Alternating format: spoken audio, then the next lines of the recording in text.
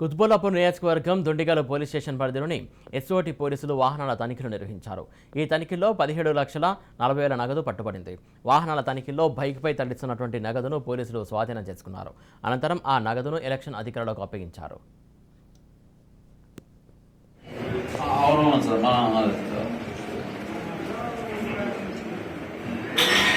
అంటే మనం అలాగే సార్ జనరల్ సారే అంటే